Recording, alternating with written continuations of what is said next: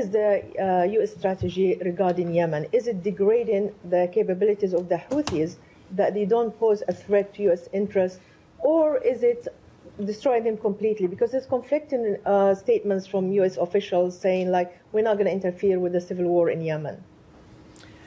Well, what we've seen, of course, in the past when it comes to the Houthis, it was a tit-for-tat strike. If the Houthis would be sending missiles or attacking both commercial and military ships, what the previous administration did is they would do one strike as a tit-for-tat dynamic.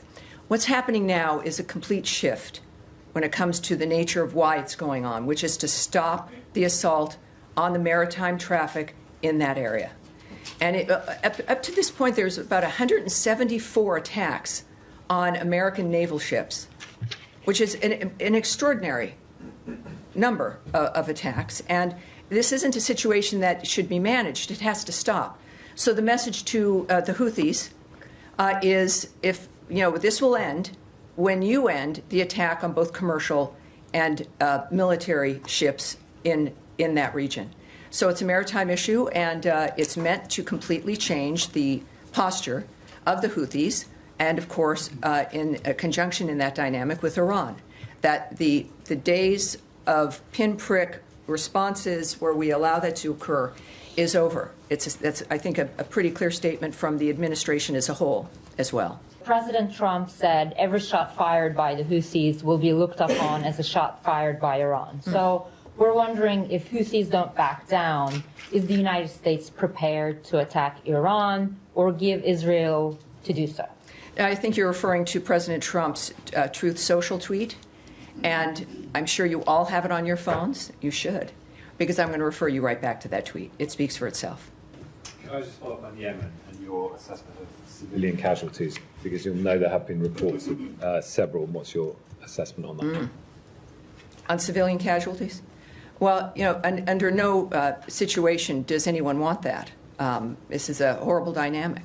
At the same time, the Houthis are pirates who have commandeered an entire country, in addition to attempting to commandeer and threaten and harass shipping in the maritime area there.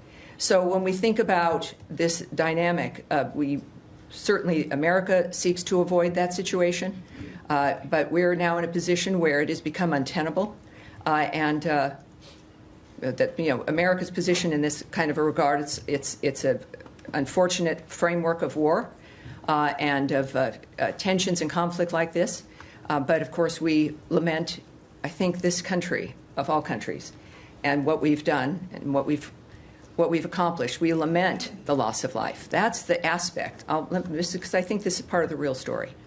All of the aspects of what the Trump administration, what Secretary Rubio and everyone now in this new administration is focused on, and maybe it surprised people, it shouldn't have, is peace, is to stop the wholesale slaughter of people, is to stop the chaos that reigns through certain regions, is to make sure, especially with certainly Ukraine and Russia, is to make sure in every place where there's conflict that the people that are alive today might be alive tomorrow.